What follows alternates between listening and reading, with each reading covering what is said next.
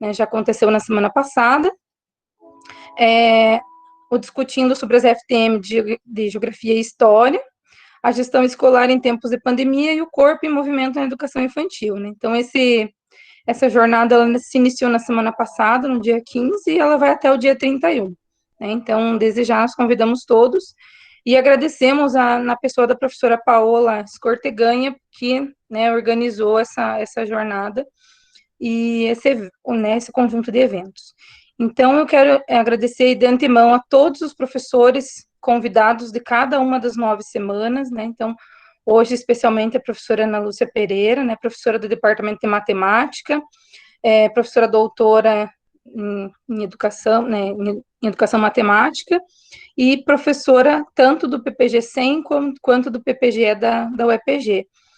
Também agradeço as professoras que compõem a equipe organizadora, professora Maísa Altaus e professora Luciana Kubaski, né, e para cada semana, né, a título apenas de orientações, valem aqueles encaminhamentos que vocês já receberam no e-mail, e também a cada semana teremos um formulário de certificação, né, então não esqueçam de preencher esse formulário, que é a partir deles que vocês terão as horas computadas.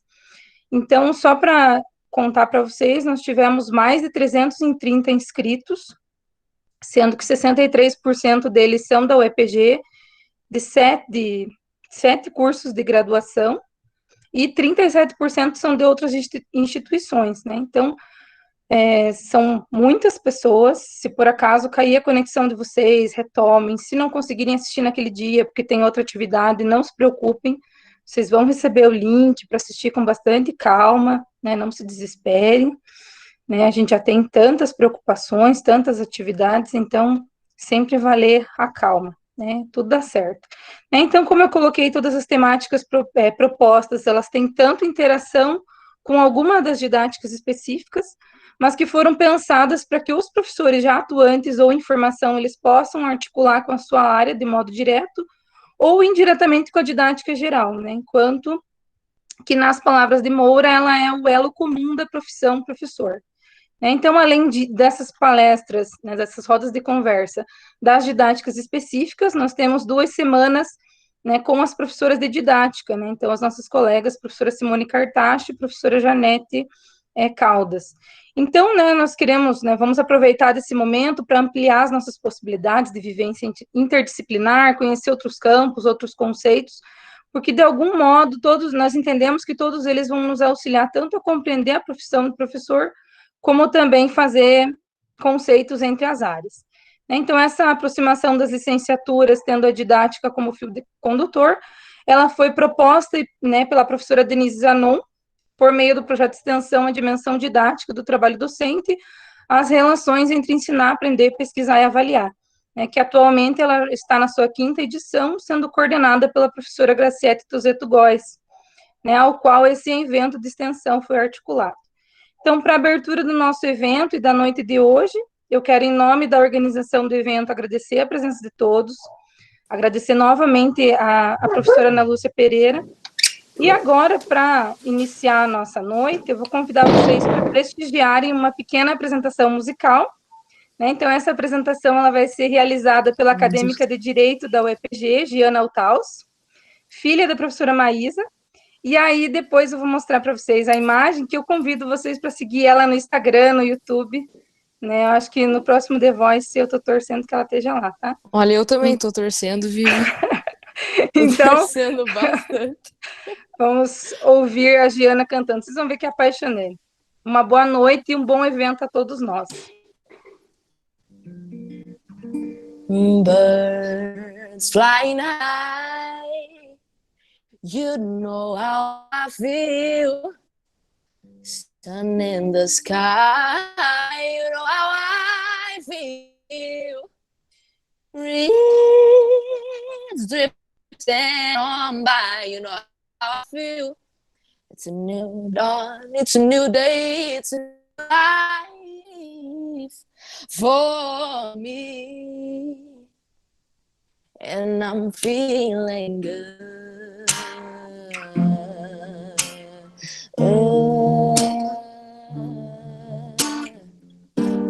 a fish in the sea. You know how I feel, river running free. You know how I feel, and blossom on the trees. You know how I feel. It's a new dawn, it's a new day, it's a new life for me.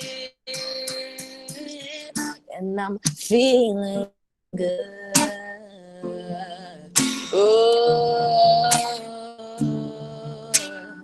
and stars when you shine, you know how I feel.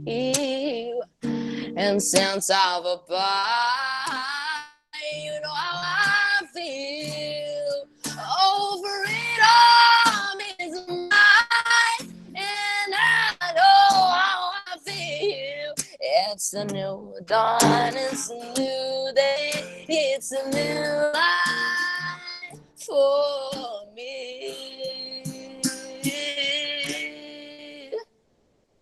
And I'm feeling good.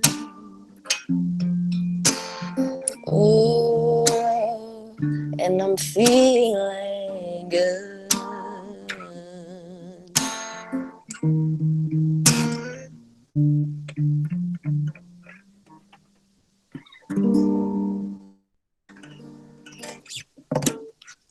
Obrigada. Mais Foi uma? Foi difícil concentrar aqui com a minha mãe fazendo assim, ó. Adorando o show. Vamos mais uma, então.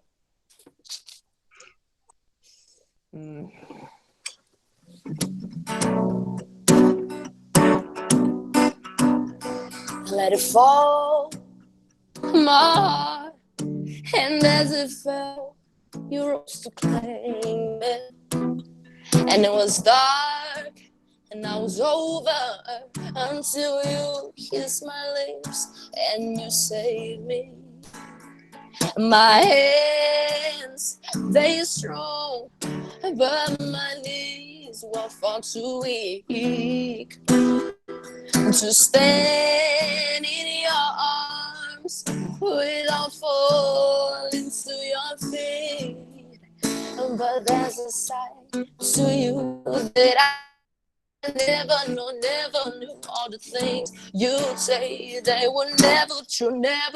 And the games you play, you would always and always win. But I set fire to the rain and watch it pour as I touch your face. Well, it burned when I cried, 'cause I heard they screaming out your name.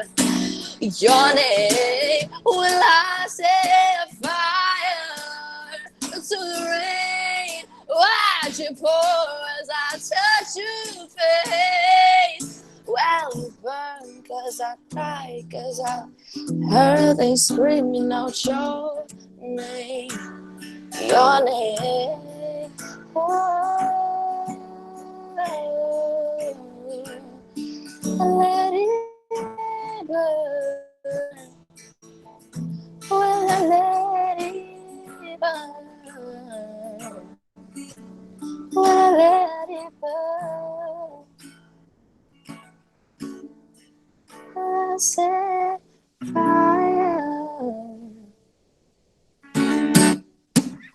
Obrigada, gente. Aí apareceu um aviso aqui.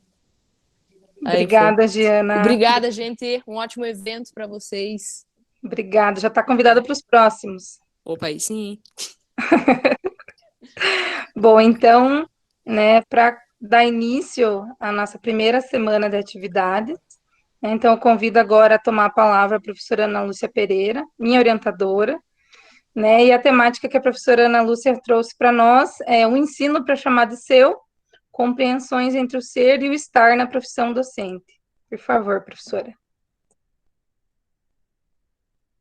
Olá, boa noite a todos. Bom, primeiramente, antes de eu compartilhar minha tela, então eu agradeço a professora Viviane, né, que apesar de ser minha orientanda, que ela é a professora Viviane, Chamo Viviane, né, por conta esse tempo, né, que estamos juntas, né, Viviane, nessa caminhada de orientação, e que é uma caminhada mesmo, né? Eu sempre digo que fazer um mestrado e um doutorado é uma grande parcela da vida da gente, né? Em 4 anos acontece muita coisa, então a gente acompanha um pedacinho da vida de vocês e é muito gratificante para a gente. Agradeço também a professora Maísa, a professora a Luciana, né? E todos aí os professores envolvidos na organização. E eu sempre e agradeço, né, por estar abrindo, né, essa noite, a primeira palestra, então cabe a mim aí uma grande responsabilidade, né? Então, eu vou compartilhar a tela, Vivi, você me diz aí se está aparecendo. Vamos ver. Então, vamos colocar assim. Ok? Está iniciando. Ok. Está aparecendo, prof. Ah, ok, eu só não vejo as imagens mais de vocês, é isso mesmo, né? Fica só a tela para mim, é isso? Isso mesmo. Ok.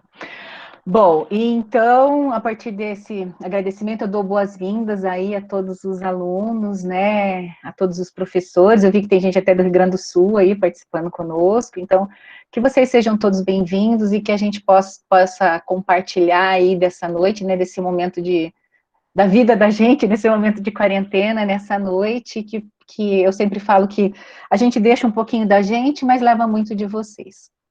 Então, quando a Viviane me convidou, né, e a gente pensou de falar um pouquinho sobre a minha pesquisa de doutorado e trazer um pouco da questão do ser e do estar professor, então eu procurei, assim, primeiramente fazer uma relação nessa noite, até mesmo de trazer toda essa questão das pesquisas que eu já fiz, né, e eu sempre falo que nós somos um pouquinho disso tudo, né, se a gente for pensar, vocês estão aí, a maioria hoje no curso, né, de licenciatura, na graduação, e a gente vê que a gente é uma somatória de todo esse processo.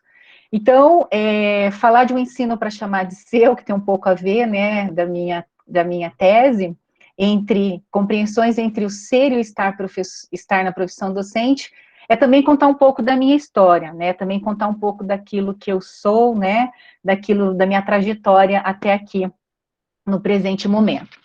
Bom, então eu inicio com o pensamento de Paulo Freire, né, que é o patrono da educação brasileira, embora tenha gente, né, que ainda estão tentando tirar esse título dele, mas ele é o nosso patrono, né, da educação, e eu acho que a gente traz muito dessa frase dele, né, enquanto eu ensino, continuo buscando, reprocurando, ensino porque busco, porque indaguei e me indago, pesquiso para constatar, constatando, intervenho, intervindo, educo e me educo. Pesquiso para conhecer o que ainda não conheço e comunicar ou anunciar a novidade, né? Então, eu sempre coloco isso até, né, para os meus orientandos, e a gente sempre, quando vai, né, participar do mestrado, do doutorado, a gente sempre chega com essa ideia, né, com essa sede, com esse desejo de querer mudar o mundo, né? E eu sempre também falo para os meus orientandos que essa ideia de que a gente tem, que a gente vai querer mudar o mundo, nem sempre ela é assim, né? Por quê? Porque a pesquisa vem como o próprio Paulo Freire diz aqui, né? A gente... vai dar eco aqui, espera só um minutinho. Só um minuto. Só um minutinho, gente. Não sei onde que eu poderia... Espera um minuto. Você consegue? Só um minuto, gente. É que eu, como eu fico sem visão aqui, eu gostaria de colocar... Não? Deu? Desligar o microfone aqui, o som daqui. Agora todo o som, todo o microfone. Ok, é só para ver a imagem mesmo, como tá. Aqui é só a imagem. Ok, obrigada. Thank you. Desculpa, então, questões técnicas. E a gente é uma somatória de todo esse processo, né? E essa questão de querer mudar o mundo, né? E eu vou falar um pouquinho sobre a minha pesquisa também de mestrado, e eu até escrevo no meu primeiro livro, que é fruto do meu mestrado, que eu sei que eu não posso mudar o mundo, mas eu sei que o mundo muda por conta das minhas ações. E é isso que a gente vai aprendendo, né, tanto no nosso caminho enquanto professor e enquanto pesquisador, que a gente não pode mudar o mundo, mas que a gente pode fazer a diferença na vida das pessoas. Bom, então, para vocês entenderem um pouquinho, a minha dissertação de mestrado, ela teve como título Professor como Lugar, e eu vou falar um pouquinho sobre o que é essa questão do lugar, e eu trago comigo ainda essa indagação, às vezes, por que o lugar é tão importante para mim, né? Comecei a pesquisar isso no mestrado, e por que ainda até hoje eu trago essa questão de que a educação é o meu lugar, né? Por que o professor como lugar? E daí, na minha pesquisa de doutorado, a minha tese foi o ensino para chamar de seu, uma questão de estilo, que eu vou fazer essa relação hoje, né, com essa questão também do ensino para chamar de seu, com as compreensões entre o ser e o estar professor, e por que toda essa questão está correlacionada, né. Bom, então, na minha pesquisa de mestrado, o professor como lugar, eu defendi, né, a ideia que o professor, ele constrói um lugar com o aluno na sala de aula que ultrapassa as paredes e o muro da escola, né, que essa relação que a gente constrói com o aluno vai muito além disso.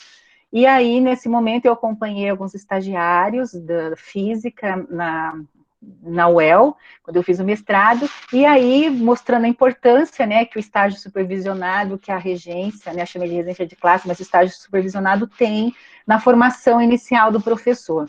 E a partir dessa pesquisa, então, a gente identificou, né, alguns tipos de saberes que são importantes, né, na formação, que vão além até de alguns saberes que Tardif e Gautier, por exemplo, apresenta, né, sobre a questão do saber, sobre o conteúdo, saber ensinar, mas a minha pesquisa também mostrou o saber se relacionar, o saber pessoal, né, que a gente cria, que a gente desenvolve ao ser professor, e o saber ser professor. Então, com essa pesquisa, a gente conseguiu visualizar alguns saberes a mais aí que os estagiários mostraram durante a realização do estágio supervisionado.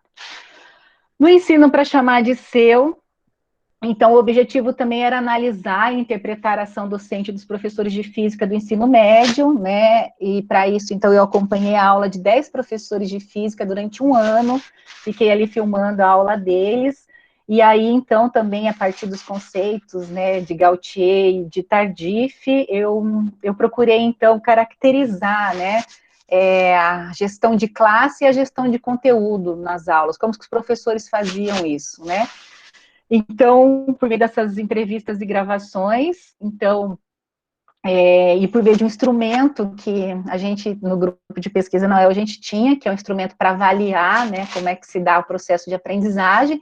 Então, a minha pesquisa também de doutorado identificou 3 estilos de gestão, né, então, desses professores que eu acompanhei durante esse um ano, e era muito interessante, né, porque você está ali todo dia, né, aquela pessoa ali na minha aula, filmando, mas foi um processo muito gratificante toda essa construção. E aí, também consegui identificar 3 estilos de gestão, então, um estilo de gestão centrada no conteúdo, não que esse professor fosse conteudista, não era isso, mas ele tinha muito prazer em ensinar o conteúdo, então, para ele, o conteúdo era tudo, era professor que tudo que ele ganhava, quase ele investia em comprar material, porque, assim, a física para ele era tão importante que ele se via, né, parece que o conteúdo fazia parte dele. E um estilo centrado no próprio professor, então o professor era o foco, né, como se ele quisesse os holofotes, e também não estou dizendo que nenhum desses estilos eram ruins, porque esse professor também era muito bom, mas ele era o foco, era ele ali no foco do ensino e da aprendizagem. E o estilo centrado no próprio aluno, né? Essa era uma professora, essa que deu a característica para esse estilo, então ela se dedicava muito, o foco dela era o aluno, né? Para ela não importava, desde que o aluno aprenda, desde que eu consiga resolver o problema do meu aluno, isso é o mais importante. E aí, tanto na minha pesquisa de mestrado e de doutorado, eu, como uma sujeita lacaniana hoje, né, eu estudei um pouco de psicanálise. Então, na questão do professor como lugar, eu usei os conceitos de transferência, né, para mostrar que o professor, para ele construir o lugar dele, ele precisa construir uma ponte para levar o aluno ao encontro do conhecimento, sem querer prender o aluno para si, né, assim como o analista ajuda o sujeito a encontrar suas respostas para o seu problema. o professor como lugar também, né? Ele também faz essa travessia junto com o aluno sem querer prender, sem querer ser o detentor do saber, né? Ou querer ser o foco, estar no palco, ele também se coloca nessa posição, assim, como analista. E no meu doutorado, essa questão do estilo também, né? Então, eu também usei alguns conceitos da psicanálise. E o estilo, então, de gestão, a gente também chegou à conclusão que cada professor tem um estilo de gestão que é muito singular, né? E subjetivo. E de uma certa forma, o professor que ele consegue também fazer essa ponte, levar o aluno ao encontro do conhecimento, independente de qual dos 3 estilos que ele estava ali, mas ele conduziu e conseguiu conduzir o processo de ensino e aprendizagem, ele também, a gente conseguiu identificar por meio de alguns conceitos da psicanálise, que ele tem um ensino que ele possa chamar dele. Bom, e aí, então, pensando nisso tudo, né, entre o ser e o estar, né, professor, e as compreensões, então, né, o ensino para chamar de ser e as compreensões, aí eu pensei assim, o que isso tudo tem a ver hoje, né, a questão da minha história, do ser, do estar, e como é que a gente se faz, né, estar professor hoje. Aí tem uma música do Beto Guedes que eu gosto muito, e que pensar o ser e o estar, para mim, está muito ligada a essa questão, né, nessa música do Beto Guedes, então ele diz, né, não sei se todo mundo conhece, né, os mais novos eu não sei, mas é da nossa época aí, a Maísa e a Viviane, então ele diz, né, a abelha fazendo mel, vale o tempo que não voou. Então, e essa frasezinha diz muito da nossa profissão, né? Então, a abelha fazendo mel, vale o tempo que não voou, né? Então, aí vem a questão, né? Qual é o nosso tempo? Em que tempo a gente está, né? Fazendo mel. Entre a questão de fazer o mel e não voar. É uma relação com o ser e o estar, né? Então, a gente tem a opção de ser ou de estar professor, né? De ser um profissional ou estar um profissional. Então, e qual é o tempo que a gente está, né? Então, eu sempre destaco para os meus alunos que a questão quando a gente está, né, professor, a gente tem uma outra visão para aquilo que a gente faz enquanto educador, né? E quando a gente está naquele compromisso de que, ai meu Deus, eu não vejo a hora que essa aula acabe, ai meu Deus, eu tenho que fazer isso, e aí a gente lembra um pouquinho, né, daquele desenho, né, que também ela já tem há algum tempo, e que ele diz, né, era aquela hiena que ela só sabia reclamar, né, ó vida, ó céus, ó azar, né, então, e nas escolas, né, não só nas escolas, mas também a gente vê na universidade muitas hienas dessa forma, né, fazendo essa analogia com a hiena, muitas pessoas desse jeito que só sabem reclamar da vida, né, vocês aí que são licenciandos e futuros professores, quando a gente vai para o estágio, principalmente, né, quantas vezes a gente escuta os nossos alunos voltando e falando, né, nossa, a professora falou para mim, nossa, você é tão bonito, você é tão jovem, vai ser outra coisa, né, como se ser professor fosse das piores profissões, né. Então, eu sempre falo que sala de aula, né, chão de sala de aula, é muito importante para a gente formar professor, mas também sala de professor, né, também é preciso ter um cuidado com sala de professor, porque a gente também encontra muitos estilos de professores que estão ali, infelizmente, né, só contando tempo para aposentadoria, né, e em vez de incentivar, né, os professores que estão, futuros professores, às vezes acabam jogando um balde de água fria. Então, eu sempre também destaco que a gente que não escolhemos a mais fácil das profissões, né? Mas a gente escolheu a melhor delas. E nem sempre a melhor é a mais fácil, né? Então, eu sempre digo para os meus alunos, eu me lembro querendo ser professora, eu tinha 3 anos de idade. Eu sempre brincava de escolinha e eu era professora. Então, para mim, ser professor sempre foi uma questão mesmo de paixão, uma questão que está na gente. Sempre vou destacar também, né, se a gente for pensar, a carência que a gente tem de professores hoje no Brasil, né, a gente sabe que muita gente vai no sentido de falar que Deus, a gente escuta até isso, Deus me livre querer ser professor, né, então o que eu queria dizer com essa questão do ser e estar é que quando a gente é professor de fato, né, isso se torna a melhor das profissões. E eu sempre, né, a gente sempre destaca também, é muito bom, no fundo, né, você fazer aquilo que você gosta, você receber por aquilo que você gosta, mas, acima de tudo, é como você tá ali uma profissão, recebendo por aquilo que você mais ama fazer. Então, é uma coisa assim que a gente junta todo um desejo, uma paixão nesse contexto todo, e isso é muito gratificante para a gente, né?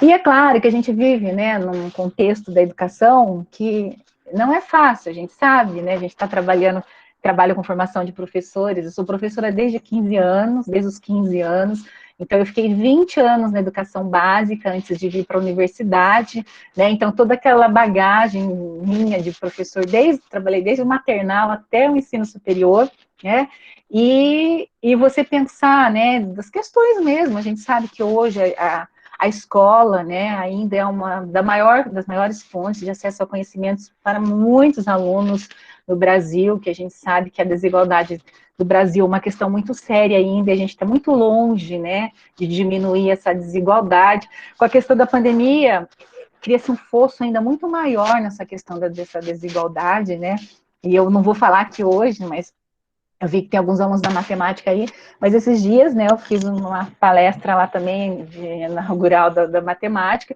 que eu trouxe um pouquinho dos dados, realmente, da gente mostrar o quanto a educação pode mudar a vida das pessoas, e o quanto a matemática, por exemplo, né, tem um papel muito importante nisso. E como diz a Viviane falou no começo, né, da questão da importância, né, da didática de cada um na sua área, das suas linhas ali, então a gente sempre escuta, às vezes, né, muitos dos nossos alunos e alunas da pedagogia que às vezes, né, falam, eu vou fazer pedagogia porque eu não gosto de matemática, ou porque eu não gosto dessa área, ou daquilo, né, mas, e nessa palestra justamente eu trago, né, não vou fazer isso aqui hoje, mas fica aí para outro momento, mas do quanto as duas coisas precisam caminhar juntas, né, no sentido da gente perceber o quanto essa questão, principalmente da desigualdade social e do quanto a educação pode fazer a diferença nesse processo e nesse contexto todo. E eu estou dizendo isso por quê, né? Porque não importa se eu sou professor de matemática, se eu sou pedagoga, se eu sou professora de história, né? Não importa qual é a minha área, nós sabemos que na educação a gente não tem tempo para ficar arrumando culpados, né? Mas a gente tem que tentar achar soluções. Então, e a gente também traz um pouco para essa questão da pandemia, acho que foi assim, uma das primeiras vezes que a gente teve que buscar uma solução, está tendo que buscar uma solução de uma forma muito, né, rápida e repentina para todo esse contexto, que, a meu ver, né, vai aumentar ainda mais o fosso da desigualdade, porque se a gente pensar, o último IBGE, ele trouxe, né, que hoje no Brasil quase 97% da população tem acesso à internet, mas dessa, né, 70 e tantos por cento as pessoas acessam pelo celular. E aí, se você for aprofundando a questão, nesse tanto, né, de que acessa pelo celular, a gente sabe que a maioria dos nossos alunos não consegue acompanhar uma aula online, ou não consegue assistir um vídeo, né? Então, ainda a desigualdade também na questão tecnológica é muito grande, né? Então, todo esse contexto, claro, está sendo um grande aprendizado para todo mundo, mas a gente também tem que pensar nessa questão do quanto, quando a gente voltar, esse fosso em termos de desigualdade vai estar muito maior do que a gente começou, né?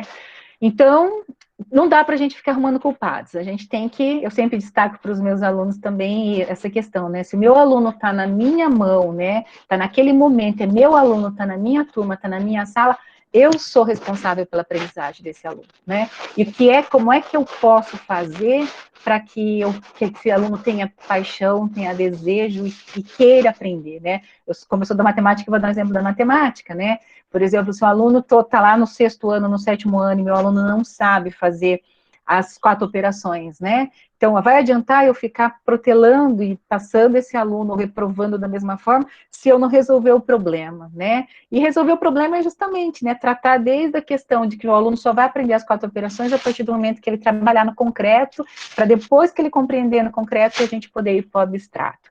Então, pro abstrato. Então, todas essas questões, eu acho que a gente tem que ter sempre com a gente essas questões, né? Olha, eu sou professores de disciplina, eu sou professores de aluno, né? Então, eu tenho que pensar também, é claro, que a gente tem professor, eu tenho que vencer meu conteúdo, né? Mas nesse processo todo não é só vencer o conteúdo, né? Eu também tenho o meu aluno que vem no contexto de escola pública, que às vezes é a única alimentação que ele vai fazer na escola, que o único olhar que ele vai ganhar é daquele professor, né? Então, tem toda uma questão envolvida nesse contexto e que não podem caminhar sozinhos. Então, ensinar conteúdo é importante, claro que é, né? Mas eu também saber me relacionar, saber ensinar, todas essas questões, né? com a didática, que vocês devem aprender muito ainda na questão da didática, também é importante caminhar juntos. Bom, então, no artigo 205 da Constituição, né, diz que a educação é um direito de todos, né, que é dever do Estado, da família, né, e toda essa questão que a gente está vindo desde 1930, lutando pela questão de um plano nacional de educação. A gente sabe que depois, né, da Constituição isso foi garantido, depois da Constituição de 88 e 96 com a LDB, e depois hoje depois com os parâmetros, depois com a nova base, e a gente sabe, assim, que isso vem se construindo aí, né, um século, mas ainda a gente sabe que no papel é uma coisa e na realidade é outra, né, então a gente sabe que nós ainda estamos muito distante, né, de construir uma educação de fato, de qualidade, né, onde o aluno seja o foco mesmo, né, onde essa questão da educação, né, para uma educação crítica e ao mesmo tempo libertária, né, libertadora. Então, existe muita coisa ainda, principalmente para que o aluno possa ocupar seus espaços sociais, não é, e saber fazer valer o seu direito, né, saber se posicionar em todos os contextos, né. Então, no Brasil, infelizmente, as coisas acabam se generalizando e isso é muito ruim, né, porque democratizar a educação não é a mesma coisa que massificá-la, né, no sentido de dar uma educação para, de qualquer forma, já estamos garantindo a educação. Não, né, então a gente tem que ir muito além de toda essa questão de só dizer que a educação é um direito, mas não dar condições, né, de que o aluno possa, de fato, fazer uso da educação para se tornar um cidadão e ocupar seus espaços. Então, a gente também tem que trazer sempre isso, né? Que disciplina que eu vou ensinar e o que o meu aluno precisa aprender, né? Então, mais do que só vencer o livro de capa a capa, a gente tem que trazer todas essas questões para a gente ser professor acima de tudo, né? E nesse contexto todo de sociedade, que a gente está vivendo, né, e de diminuir as desigualdades, o professor, né, tem uma relevância nesse processo todo, e né, eu sempre digo que é só pela educação, né, não há solução, é só pela educação que a gente vai poder mudar o Brasil, né, e por isso que a educação tem sido tão atacada, né, principalmente nesse governo em que a gente vê, né, quanto a universidade, quanto a pesquisa, quanto a educação tem sido atacada, e por isso que o professor tem um papel, né, muito importante nesse contexto todo de agente transformador. Então, Souza diz que o compromisso do professor deve ser de dar uma direção que aporte para a superação das desigualdades sociais, né? Então, eu acho que olhar para isso que o Souza fala é justamente a gente pensar que o meu aluno, e aí a gente olha para esse contexto, né, de onde o meu aluno entrou, né, e com quantos anos ele consegue terminar o ensino fundamental, o ensino médio, quantos desses conseguem chegar na universidade, quantos desses, né, conseguem, de fato, fazer sair, né, da porcentagem de alunos que vão ganhar só apenas, né, entrar no teto das famílias, né, mais pobres, por exemplo. Eu não trouxe esses dados hoje, mas a partir do IBGE a gente mostra, né, que infelizmente ainda os alunos que não conseguem terminar, né, o ensino fundamental, eles vão ficar sempre naquela média de que vão ganhar, né, no máximo um salário mínimo, a família per capita, um salário mínimo dividido por 4 pessoas, infelizmente.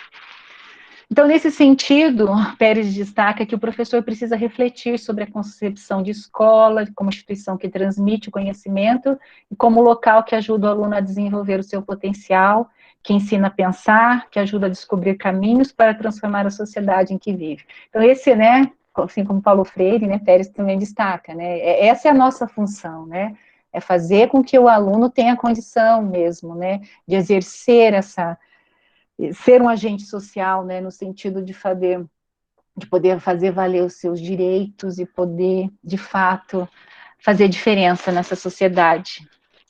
Bom, então todas essas questões também suscitam outros questionamentos, né? Então, para a gente pensar no ser e estar professor, né? Então, quais seriam hoje as características essenciais para um bom professor, né? Falar de bom professor é que é a pesquisa da Viviane. Qual a importância da formação para aquisição dessas características? E como deve ser estruturada a formação inicial e continuada do professor para que ele possa contribuir com o desenvolvimento de uma cultura profissional onde estará presente a reflexão crítica, a investigação, o trabalho coletivo e a autonomia, né?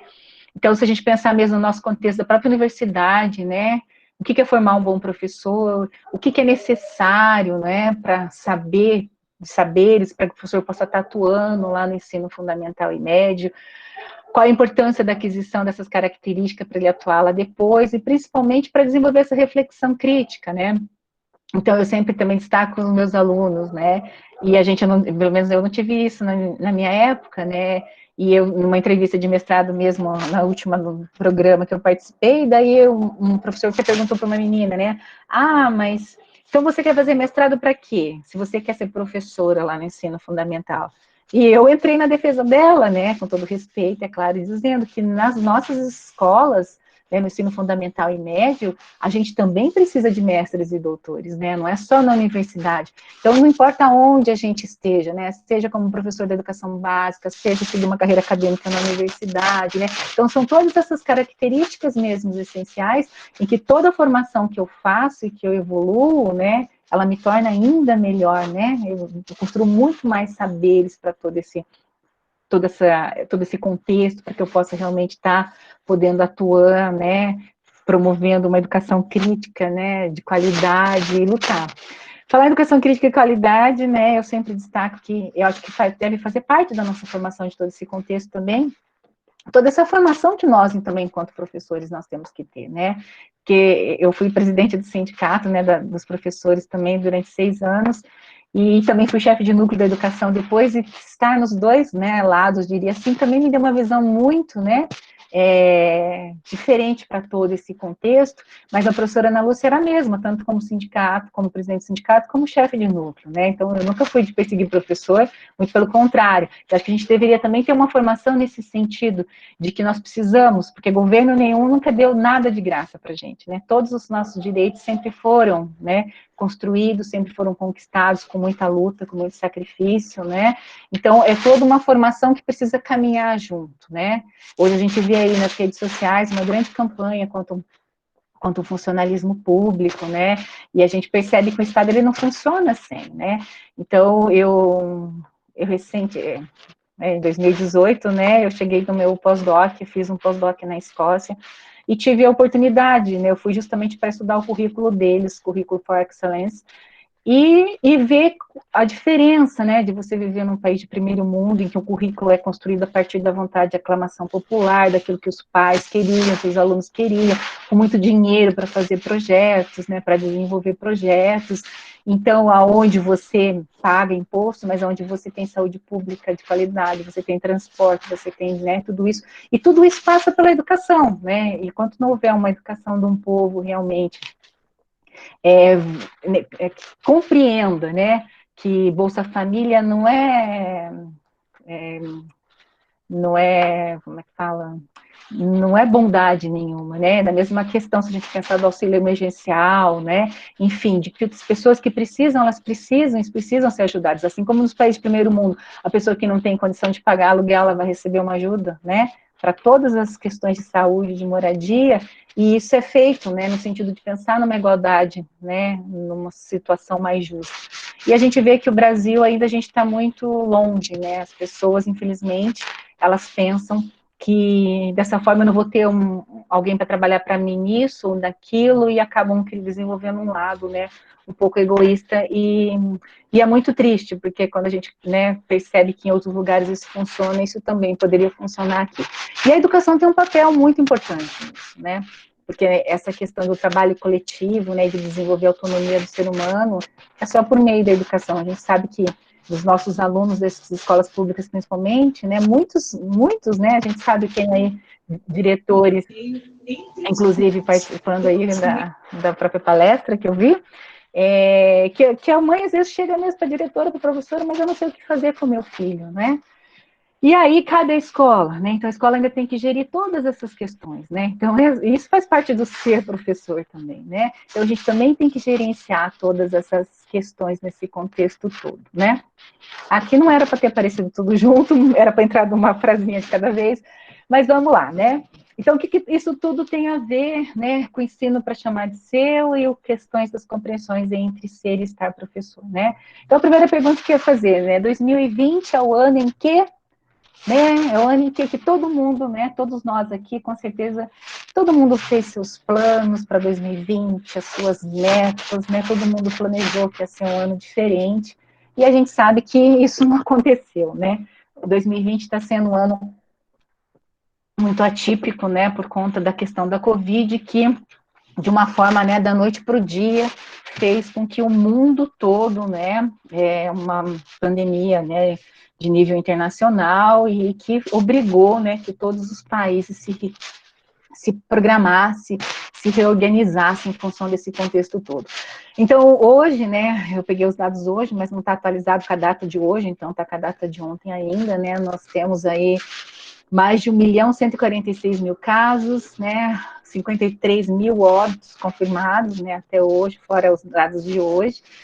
E isso tudo é muito triste, né, porque até esse dia a gente estava ouvindo que na Itália morreu 10 mil, 20 mil, nossa, parecia que era tanta gente, e parece que é muita gente, né. E agora você fala em 53 mil no Brasil, parece que as pessoas não, parece que não está tendo o mesmo, né, o mesmo efeito, o mesmo sentido, o mesmo choque que a gente levava quando ela era fora, né.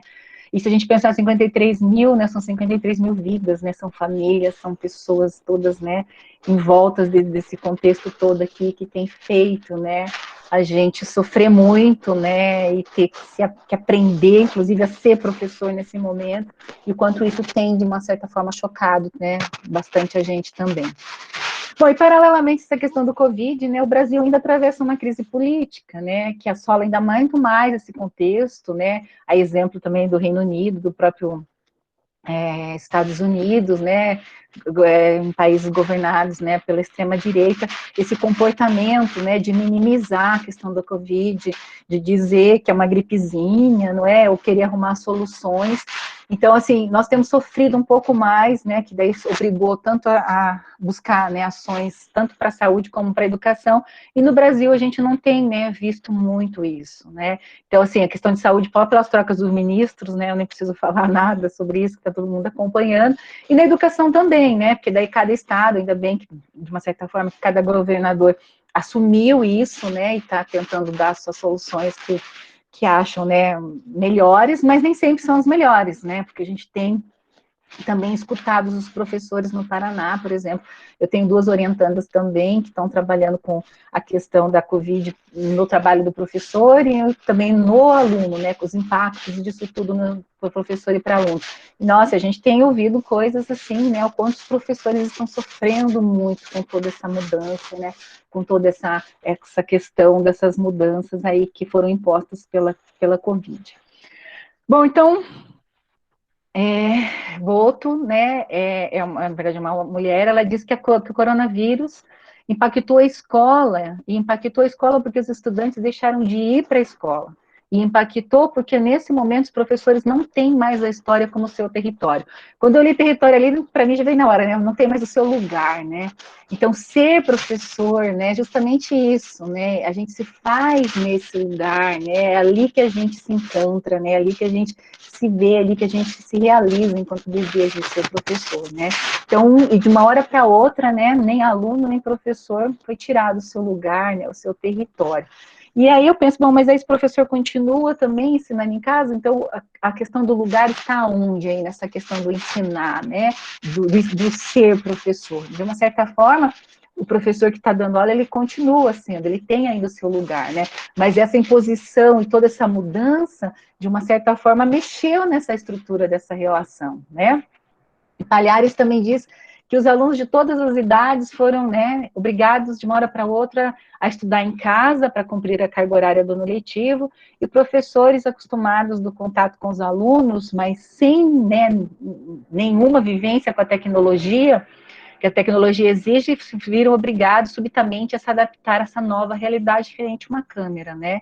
Então, principalmente na educação básica, né? ou mesmo da própria universidade, a gente vê na própria, né, pesquisa que a universidade, que a UEPG fez, de saber a questão, eu que achei muito legal esse trabalho, né, de primeiro ver os alunos, as condições dos alunos, e depois também dos professores, né, então veja, eu trabalho na educação à distância já há algum tempo, mas eu percebo no meu próprio departamento que os professores que nunca trabalharam, que nunca deram nenhuma disciplina na EAD, eles têm um pouco, muito mais de dificuldade. Então, imagine, né, para os professores do ensino fundamental e médio da educação básica, que foram obrigados, né, a se ver literalmente, a ter que, como que diz, a criar o seu lugar, né, nessa nova estrutura que está sendo imposta. Ricardo também destaca que, na verdade, o desafio da escola básica e da universidade não é migrar para um modelo da EAD, para um modelo EAD ou, né, de ensino híbrido de educação, em que as aulas presenciais possam ser mescladas com aulas online. A questão é sair do modelo tradicional da sala de aula, em que o professor tem o domínio total sobre o aluno. Então, isso tem muito a ver também com a questão do professor como lugar, né? Porque lá o professor, de uma certa forma, ele tinha lá, né, o lugar dele, a aula dele, o jeito dele, né? Muitos professores dizem, nossa, faz tanto tempo que eu dou essa disciplina, que eu trabalho com essa série, então já estava ali acostumado a fazer tudo isso, a ter o seu lugar ali, de uma certa forma, estruturado, e de repente, né, tudo isso se perdeu, né? Então, para essa autora, ela também destaca isso, né, que muito mais difícil do que lidar com isso tudo é justamente porque aquela estrutura que o professor tinha ali, nem que ele tinha domínio, né, ele sabia o que ele estava fazendo, e agora ele está numa nova estrutura que ele também está aprendendo junto com o aluno, né. Então, de uma certa forma, né, isso agora sou eu falando, né, então o coronavírus, né, nos colocou um grande desafio, né, que é a necessidade de nos reinventarmos, né. Então, entretanto, eu acredito, né, acreditamos que o reinventar, na maioria das vezes, exige muitas mudanças, né, que devem ser feitas após uma análise, né, após um olhar para si, uma forma de como fizemos as coisas, né, antes, e analisarmos, né, e agora, né, o que dá para eu aproveitar daquilo, da minha estrutura anterior, e com o que eu posso agora adaptar com isso agora, né. E a gente precisa, né, se redefinir e, ao mesmo tempo, se reinventar, né, e o que podemos ou vamos aprender de todo esse contexto, né. Eu acredito que muitas coisas só o tempo que vai dizer mesmo, né, mas é necessário se reinventar. E aí, pensando nessa questão de se reinventar nesse momento de pandemia, eu lembrei também, né, da questão da minha tese, aonde eu trago lá uma citação de Lacan, né, que Lacan, assim como Freud, né, ele usa muitos conceitos de Freud para continuar aí a questão da psicanálise, né. Então, na verdade, o que eu busquei tanto na minha pesquisa de mestrado e doutorado é buscar contribuições da psicanálise para a educação. E nesse se reinventar, né, então a gente também, eu faço isso na minha tese, né, assim como o Lacan disse que era preciso reinventar a psicanálise, então eu trouxe para a tese também isso, né, então cabe a cada professor também reinventar a sua educação, né, o seu ensino, né, e porque está sempre algo novo a se fazer. Mas é interessante, quando eu escrevi isso em 2011, né, eu nunca pensei, né, naquele momento em que a gente ia ter que, de fato, ser obrigado a se reinventar, né, e esse novo algo a fazer de uma forma tão, né, aligerada, né, tão apressada, né, que uma mudança acontece no dia a dia, mas a gente foi obrigado, está sendo obrigado a fazer essa mudança, né, nesse contexto todo. Então, é necessário reinventar a educação, né, considerando o estilo, eu acredito muito nisso, né, que reinventar a educação depende muito do estilo e de cada lugar do professor, né. Então, se a gente for pensar e ouvir todos os professores, cada um realmente, né, pensando no estilo que ele tinha de ensino, né, e a questão do lugar que ele já tinha construído, se ele já tinha construído, né, como que ele transporta tudo isso hoje para o ensino remoto, para a educação à distância. Essa é uma pesquisa boa, dá até uma pesquisa para pensar como é que o professor está fazendo toda essa questão. Então, para que isso ocorra, o professor, assim como analista na psicanálise, ele precisa, né, apostar no lugar, né, e se endereçar. Eu uso esse termo também na minha tese, que para dizer que o ensino para chamar de seu, né, o professor precisa se endereçar ao aluno, né, ele precisa colocar algo de si, né, da sua pessoa, oferecer o seu ser, contribuir com o seu estilo e a sua singularidade a partir do seu objeto de desejo, no caso, que é o ser professor, né. Então, com isso, o professor constrói saberes, permitindo-lhe desenvolver a sua gestão a partir do seu estilo, né, na sua relação com o saber. E toda essa construção só é possível se o professor conseguir sustentar o seu lugar por meio do discurso, né, por meio daquilo que ele fala, mesmo online, né, é preciso também sustentar essa questão do lugar e do estilo por meio do seu discurso, que é o pivô, né, tanto na gestão, né, como na construção do seu estilo, do seu lugar. E o discurso do professor é o que faz o laço, né, com o lugar, permitindo que o aluno busque e encontre o seu conhecimento também nesse lugar. Bom, então, aí pensando, né, por que eu falei, então, né, disso tudo, né, pensando na questão do professor como lugar, da questão do ensino para chamar de seu, né, e a questão do ser e do estar professor hoje, né, e por que ser e estar professor hoje nesse contexto de pandemia, né. Então, eu, né, para encerrar a minha fala, eu sempre falo que as nossas histórias, porque eu me encontro muito, né, eu estou tem muito de mim, né, na minha pesquisa de mestrado, do professor como lugar, muito de mim na questão do ensino para chamar de seu, né, e em toda essa questão aí de formar professores, inclusive no momento de pandemia. E eu sempre destaco que a nossa história, ela caminha junto com a história social, né, então a minha história particular da Ana caminha junto com a história, né, do que está acontecendo hoje no Brasil e no mundo. A gente não consegue dissociar toda essa questão. Então, e aí, quando eu digo para vocês, né, que eu sou professora desde os 15 anos, né, terminei a quarta série com 8 anos, a oitava série com 12, o ensino médio com 15, com 18 anos eu já tinha terminado, né, meu curso de graduação, e depois veio mestrado e doutorado, e eu falo que desde que eu me conheço por gente, eu estou na escola. Mas aí, né, recentemente, eu contei isso lá, a pessoa da matemática já sabe, mas acho que vale a pena a gente fechar com um pouquinho da minha história.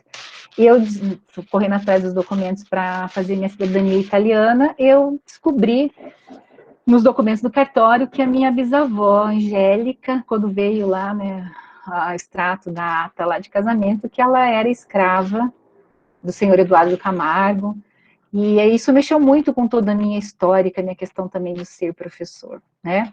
E aí, veja, né, ela nasceu em 1876, então, para mim, assim, foi muito, muito, muito lindo saber de toda essa minha história, né, de saber que a minha trisavó, minha bisavó foram escravas, nasceram na senzala, embora, né, a Angélica tenha já nascido na lei do ventre livre, mas ela, né, nasceu e foi criada ali, casou ali, né, com o Giacomo, e o quanto há uma superação em toda essa questão, né, do ser e do estar professor, e para mim, principalmente do ser professor, do quanto a minha história caminha com todo esse contexto que está posto hoje. Então, veja, a minha bisavó nasceu na senzala, não é?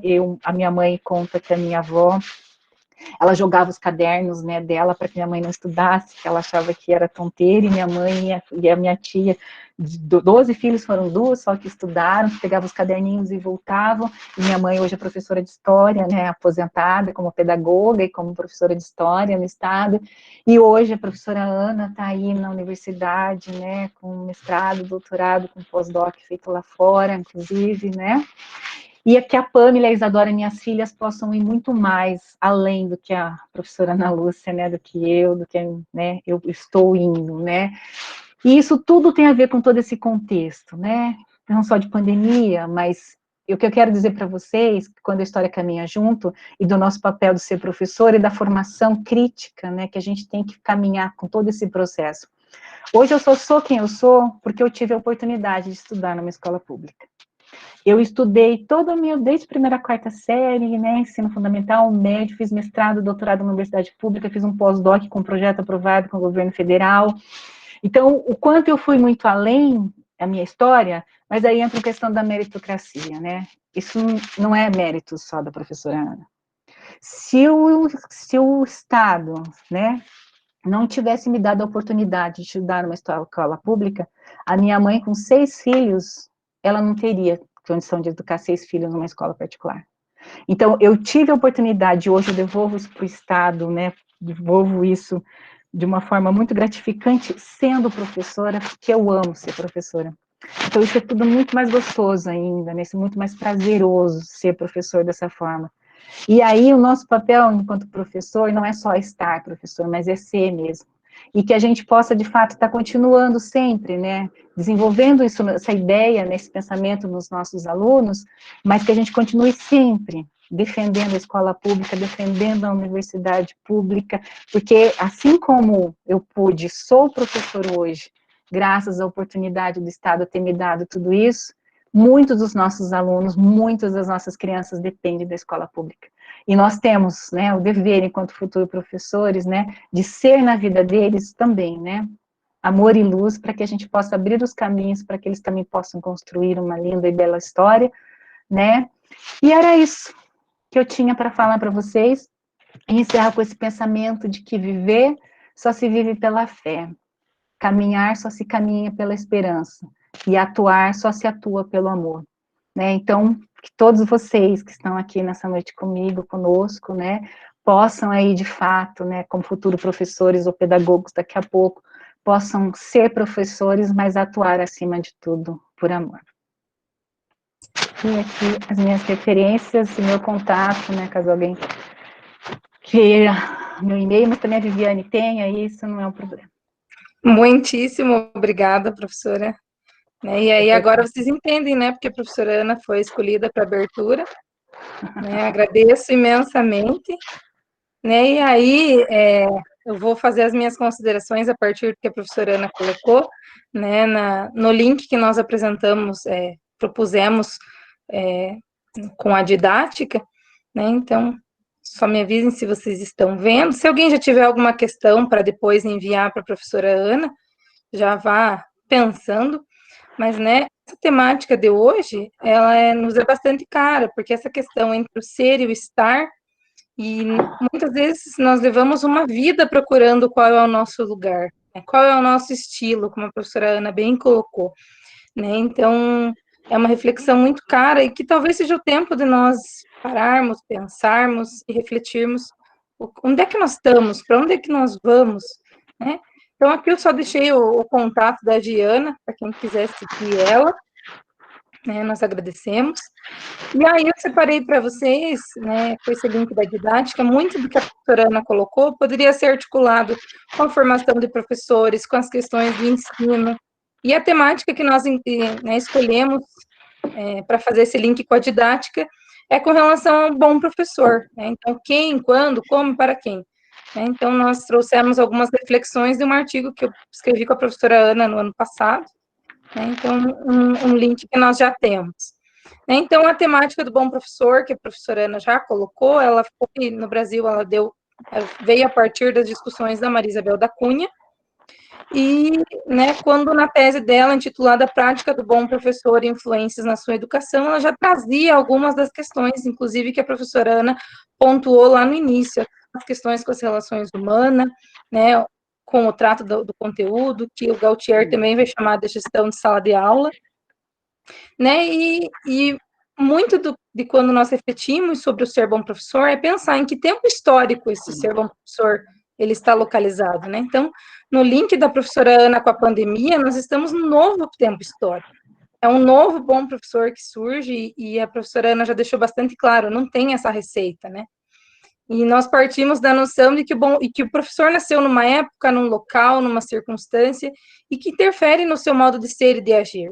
Né? Essa noção de bom professor que nós temos e que é muito cara, porque ela é um ideário, é uma utopia muitas vezes, ela é influenciada pelo quando da atuação e pelo onde ela ocorre. Né? Então, a aula, no seu contexto histórico, ela sofreu muitas modificações, graças a Deus, algumas, né? Não apenas em relação à sua organização, como na sua própria concepção, né? Uma vez que a expressão do cotidiano do professor é determinante e é determinada por essa conjuntura social e cultural onde ela se desenvolve. Né? Então, quando nós pensamos no bom professor e no ensino, ou nos estilos de ensino que a professora Ana mencionou, nós temos que tentar relembrar as abordagens, né? Então, o que é um bom professor no ensino tradicional? Aquele que apenas sabe o conteúdo e é o centro. O que é um bom professor na perspectiva escola novista? É aquele que coloca o aluno no centro né, e ele sai de cena, vamos dizer assim. Na perspectiva tecnicista, esse bom professor vai ser aquele que valoriza o material, o planejamento, o recurso. Mas nessa perspectiva crítica, é o sujeito que dá voz ao processo, né? Então, é tudo que a professora Ana colocou na síntese da sua discussão, né? Pensar no processo, ele é autor, mas ele também é ator. O aluno é autor, mas também é ator.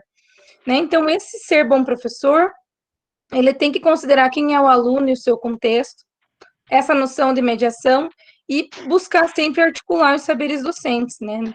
Não sobrevalorizar conhecimento científico ou saberes pedagógicos ou apenas experiência, mas esse movimento de constituição, né? E aí, pensando nesse ser bom professor, nós temos múltiplas influências, né? Então, o Tardif, né, uma das referências que a professora mencionou, ele vai colocar que os futuros professores, né, têm crenças, têm representações, têm certezas sobre essa prática do que é ser professor, muito antes de ensinar, né? Então, muito antes de vocês estarem numa sala de aula, vocês já têm algumas compreensões. Então, desse modo, uma das suas influências é essa representação, que é um bom professor. O bom professor que nós tínhamos pré-pandemia era o de hoje talvez seja o cara que consegue articular tecnologias e fazer um processo que inclua as pessoas, mas, como a professora já mencionou, ele traz influências do eu, porque a nossa vida pessoal e a nossa vida profissional, elas vão se imbricar mutuamente e nem são determinadas pelos modos de ser e de estar na profissão. E o Antônio Nova vai dizer que é impossível separar o eu profissional do eu pessoal. A nossa história, ela está na nossa ação docente, né? A nossa história de vida, de caminhada, pessoas que nós encontramos, eles estão conosco sempre. E a professora Ilma Veiga vai dizer, então, que esse ato de ensinar, ele vai ter sempre 3 desafios. Primeiro, que é uma tarefa humana, é de pessoas para pessoas, né, que engloba uma dimensão afetiva, tem muito do humano, do tato, do olho no olho, mas também tem uma dimensão cognitiva, né? Então, ela vai dizer que esse ensino sempre é carregado de razão e emoção. Ele é espaço para a vida, para a vivência das relações entre professores e alunos, né? E para ampliação dessa convivência socioafetiva e cultural. Então, talvez muitos de vocês estejam pensando que nós estamos num momento que é uma dimensão um tanto quanto fria, né? Essa tecnologia, não posso olhar para cada um de vocês, né? Dar esse carinho, mas é passageiro e é disso que nós temos que nos reinventar e cada vez mais entender o quanto essa dimensão humana da nossa profissão ela é importante, né? E esse acolher o nosso aluno. Então, refletir sobre o bom professor na perspectiva da didática, né, ele evidencia 2 momentos. Primeiro, que esse professor ideal ele não existe, né, não existe um estilo único de ser professor, não existe um lugar comum, né, porque senão seria só uma lista de tópicos.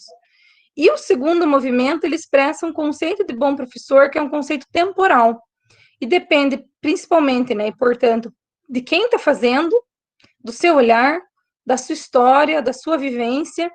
Esse conceito também envolve um projeto de sociedade, uma história atual, um momento, e ele é sistematizado nessa formação ofertada, né, que decorre de um currículo, como a professora Ana mencionou, que nem sempre ele é claro, mas ele também sofre disputas políticas e culturais.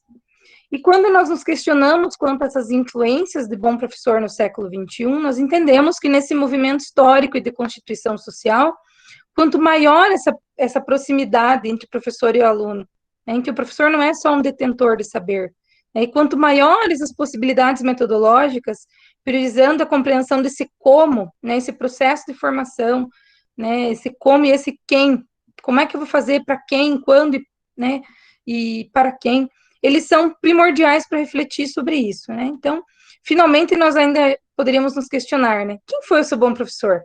Né? Se você é professor hoje, que marcas que você carrega desse bom professor na sua prática? O que é ser bom professor para você? Qual o seu estilo? Então, são muitas questões que devem nos impulsionar, né? Que nos impulsionam e devem nos impulsionar a permanecer pesquisando, contribuindo, né, para o campo da pesquisa pedagógica, da formação docente, mas principalmente refletindo sobre o que somos, para onde vamos, né? E esse cenário ele é bastante oportuno, eu diria, né? Se a gente quer mudar alguma coisa, temos que partir da utopia. E aí, para finalizar nossa discussão e abrirmos para vocês fazerem as questões, eu trouxe uma frase, né, do Fritzen, e ele diz assim: fale com, sorria para as pessoas, chame as pessoas pelo nome. A música mais suave para muitos ainda é ouvir o seu próprio nome. Seja generoso em elogiar e cauteloso em criticar. Seja sinceramente interessado pelos outros. Ouça-os e saiba considerar os seus sentimentos. Né? Então, desde já, eu agradeço a todos, né, especialmente a professora Ana. Né? Abro agora para o debate, para vocês fazerem as suas considerações. Se alguém quiser abrir o microfone e fazer uma pergunta, nós vamos dar uns minutinhos.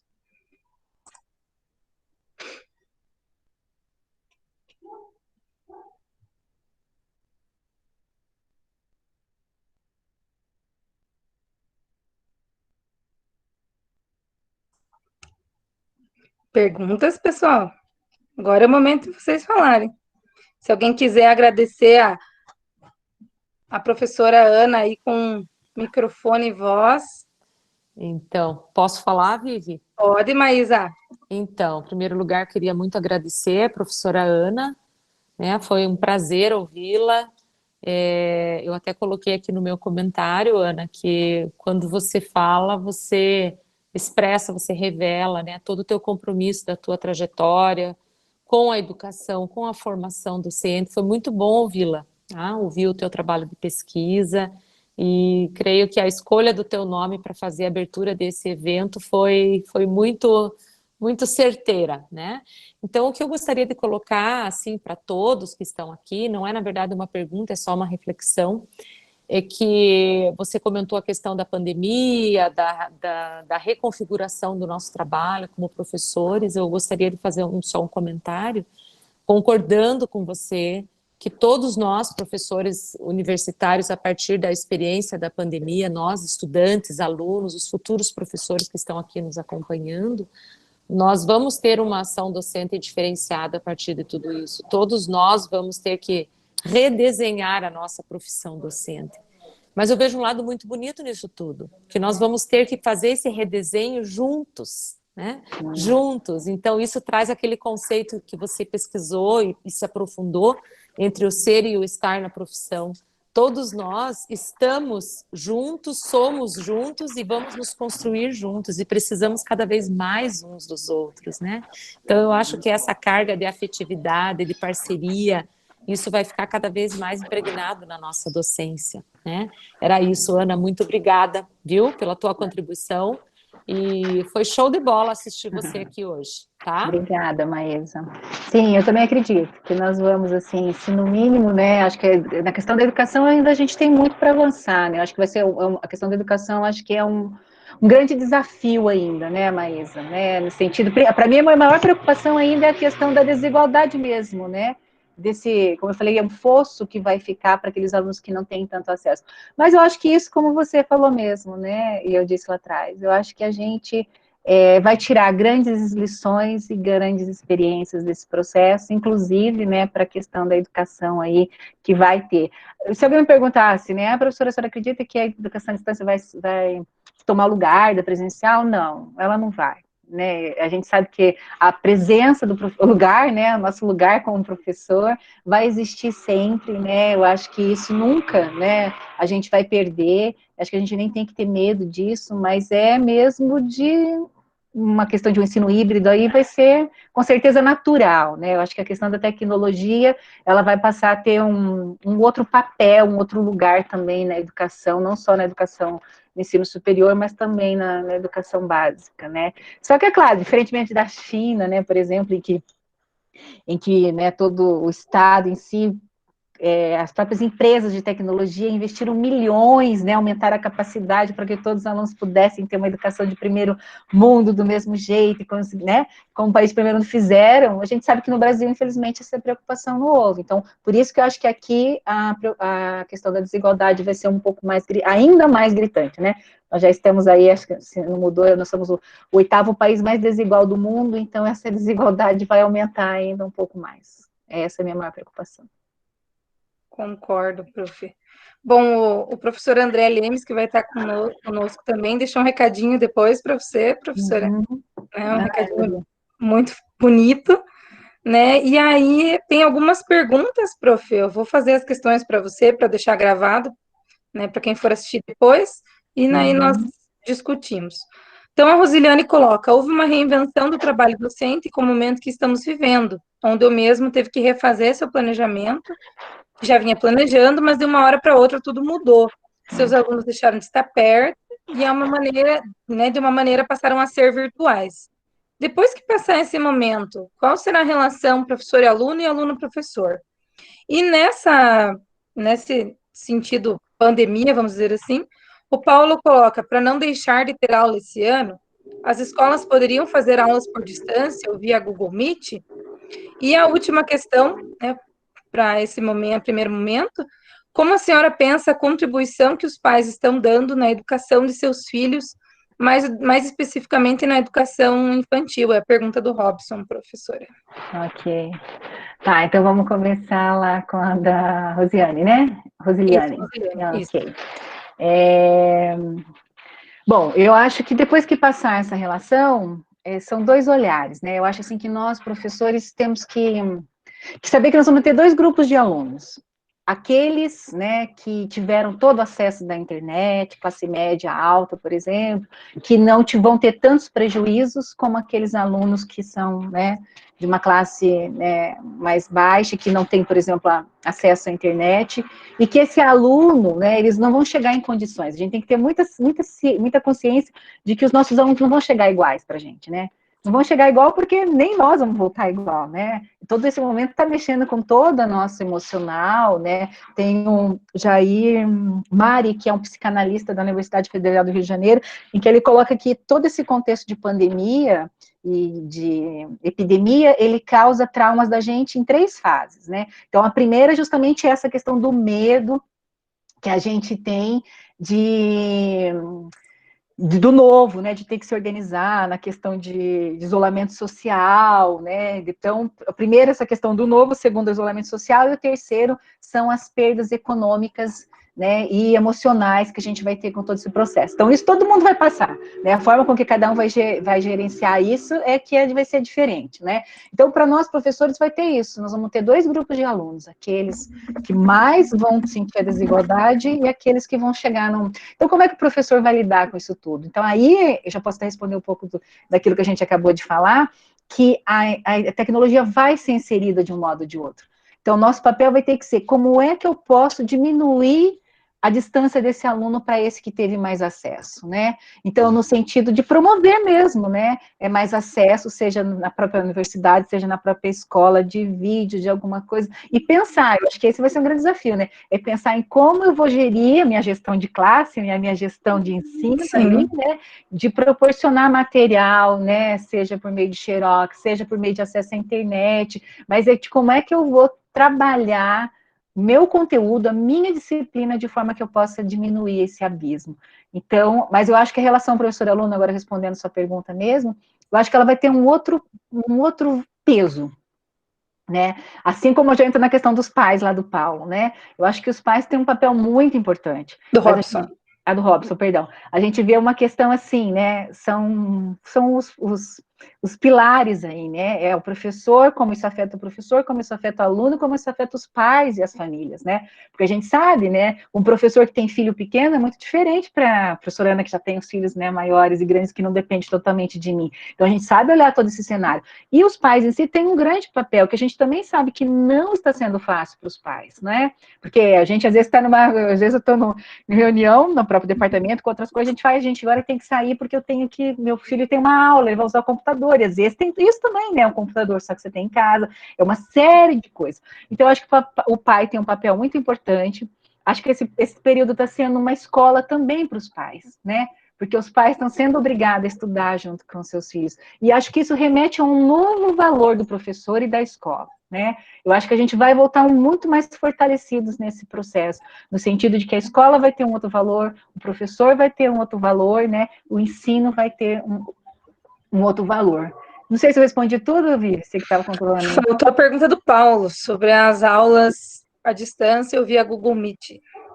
Então, eu acho, Paulo, eu vou colocar por mim, né? Que a gente sabe que no estado mesmo, assim, acho que o Google Meet parece que não está tendo muitas aulas assim, né? Está tendo pela TV. Então, assim, Na universidade, eu começo mesmo com aula remota agora, dia 1º e dia 18 com os alunos da graduação. Na pós-graduação, a gente começa agora dia 1º. Mas nesse tempo todo, né, eu fiz várias lives. Nosso grupo de pesquisa, né, Viviane, funciona toda segunda-feira, à tarde. Eu tenho participado, por exemplo, na disciplina que eu vou trabalhar no mestrado, eu já fiz algumas reuniões, tanto com os alunos da graduação, como os alunos do mestrado. Então, eu acho que funciona muito, para mim funciona melhor. Não sei se é essa questão do lugar, né? Mesmo que eu não esteja lá no meu lugar na sala de aula, mas eu estou aqui com vocês, eu estou vendo os rostinhos. Então, veja, quando você está ali com os seus alunos, veja, você tá preocupado, você está acompanhando, você está vendo. Então, eu acredito que seria muito melhor se o professor pudesse ter esse encontro no Google Meet com os alunos do que não ter. Sinceramente, eu acho assim que é um outro momento. Não sei por que o Estado não aderiu a essa questão, mas, por exemplo, na pesquisa, né, da Isauriane, que já quase 300 professores responderam, a gente vê, tinha uma pergunta que a gente perguntou, né? Uma questão que era sobre quantos por cento dos alunos estão participando mesmo das aulas, né? O quantos ela consegue acompanhar. Nossa, e é uma porcentagem, assim, muito baixa, né? Dos alunos que estão mesmo efetivamente no estado participando, né? Ou acompanhando. Então, os alunos participam muito mais, às vezes, pelo WhatsApp. Eu acho que esse contato, mesmo que fosse Google Meet, ia funcionar muito melhor do que só Google Classroom ou outras formas como está acontecendo. E também é um modo de não se deixar tão distante, né? Não distanciar ainda mais as pessoas que o distanciamento social, o isolamento já impuseram, né? Então, muitas pessoas são, né, um pouco mais introspectivas, mas tantas outras necessitam desse tato, desse estar junto, né? Tem sofrido porque não pode abraçar, né? Eu acho que ainda que uma tecnologia fria, né, poder ver que o aluno está ali, conversar com ele, saber se ele está bem, porque afinal nós estamos todos numa pandemia, não é nem só o aluno e nem só eu, professor, né, mas trazer essa proximidade, esse ouvir, né, então eu acho que também ajuda, né, querendo ou não, essa aula no Google Meet, né, enfim. E aí, professora Mai, tem mais uma questão que o Emerson colocou, que eu acho que de modo geral você já respondeu, mas só para ele não ficar sem a resposta. Então, Emerson, como que a senhora acha que vai ser a volta para a sala de aula pós-pandemia? Todo mundo, né, ansioso por isso, né? Infelizmente, Emerson, eu acho que no Brasil ainda, né, eu vejo, né, a minha filha caçula Isadora mora no Reino Unido e a gente acompanha os meninos na Itália, né, os filhos do Tadeu, meu esposo, moram na Itália, Isadora no Reino Unido, e a gente está acompanhando como foi todo esse processo lá e a gente compara, né, com o que está acontecendo no Brasil. Então, infelizmente, né, eu acho que no Brasil ainda, né, nós não chegamos ainda no pico de tudo, né, ainda, infelizmente, vai morrer muita gente, né, por conta de todos esses desencontros, e não há testes, a gente não tem um controle, assim, né, de como as coisas estão acontecendo. Então, assim, eu particularmente acredito que esse ano nós vamos terminar o ano de forma remota, né, não há, assim, uma perspectiva da gente voltar, porque se a gente pensar a escola e a universidade ainda são os maiores meios de concentração de gente, né? Então, assim, eu não vejo uma perspectiva breve de dizer, agosto a gente vai voltar, setembro a gente vai voltar. Eu não acredito nisso. Eu acho que esse ano a gente termina dessa forma. Mas eu acredito ao mesmo tempo que quando a gente voltar, eu acho que vai ser uma volta grandiosa, né? Acho assim que todo mundo, né, tanto nós como professores, vocês como alunos, né, na escola, no ensino, na educação básica, né, acho que isso vai ser muito mais desejado ainda, né, porque tem a questão dos pais que estão ali no dia a dia, no acompanhar, né, nisso tudo. Então, assim, o que eu posso dizer para você, Emerson, é que para nós professores, né, tá aí a Maísa tá aqui, né, tem mais professores aí com a gente, não está sendo fácil. Eu digo assim para você, imagine para a educação básica está sendo 3 vezes pior, né, que no depoimento dos professores, eles dizem que estão trabalhando muito mais, e nós também estamos, né, então todo esse momento de se aprender, se reinventar, está exigindo da gente muito mais tempo, porque não é simplesmente eu pegar lá o slide que eu usava na minha aula presencial e vou trazer agora para a educação remota, né, não é isso, né, por isso que essa questão, como diz, né, foi o menino lá de cima, né, perguntou da questão do Google Meet, que eu acho que é muito importante. Então, da mesma forma, vocês vão começar a ter aula remota também daqui a pouco, então a dica, né, leia mesmo todos os textos, leia todo o material, venha para o Google Meet mesmo para discutir, né, para ser um momento muito rico, né, de grandes construções de conhecimento, e acho que essa travessia, tem uma frase Carlos Drummond de Andrade, que eu gosto muito, né? Ele diz, não nos afastemos muito, vamos de mãos dadas, né? Então, que esse processo de pandemia, que a gente possa ir mesmo que virtualmente, mesmo sem poder abraçar, sem poder estar perto, mas que a gente possa caminhar de mãos dadas, né? Que a gente possa fazer essa travessia junto. E eu tenho certeza que a gente vai voltar, esse reencontro aí essa volta vai ser, assim como o seu momento está sendo marcante, eu acredito que essa volta também vai ser marcante, vamos ter um outro olhar para a relação professor e aluno, para o contexto educacional. Eu diria até mais, a relação professor-aluno e a família nessa relação. Acho que, nossa, os pais têm visto o quanto é difícil o trabalho dos professores, o quanto, né, tem esforço investido e o quanto eles são importantes para tudo isso dar certo, né? Mas você sabe, Vivi, que essa foi uma ideia que eu sempre, assim, engraçado, tanto como chefe de núcleo como professora, que enquanto os pais não se envolverem, né, assumir esse compromisso junto com seu filho, a gente nunca vai mudar a educação, né? É preciso que o pai sinta essa responsabilidade. E de uma certa forma, agora está tendo, claro, sempre tem, né? Tem aqueles que têm, não estou dizendo que não exista isso, né? Mas isso está sendo de uma forma assim tão obrigatória e tão de perto, né? Que eu acho realmente que esse compromisso do pai com a educação vai ser muito maior também. Com certeza. Maísa, Luciana, vocês querem fazer alguma consideração? Porque nós já vamos partindo para os encaminhamentos finais. Então, enquanto as nossas colegas abrem os microfones aí, eu vou deixar o link da certificação aqui no chat, pessoal. Então, não esqueçam de responder. Por favor, confiram o e-mail, porque vários colegas não conseguiram se inscrever por conta disso. Confiram o dado do CPF, né? Já preencham hoje para não esquecer. E, na sequência, nós enviamos também no e-mail, tá?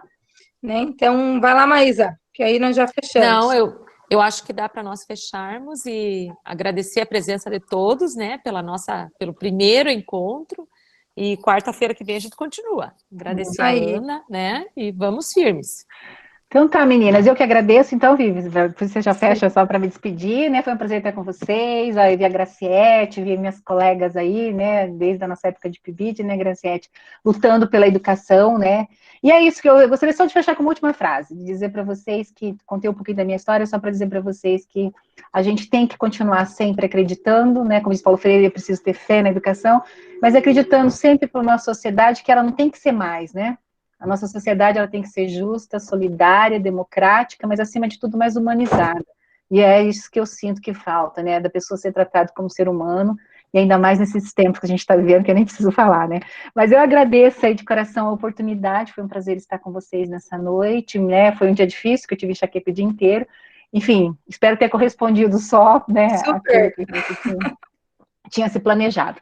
Beijo no coração e obrigada pela oportunidade, viu, Maísa, Viviane, Luciana, Graciete, todos os demais envolvidos nesse processo. Beijo. Obrigada, professora.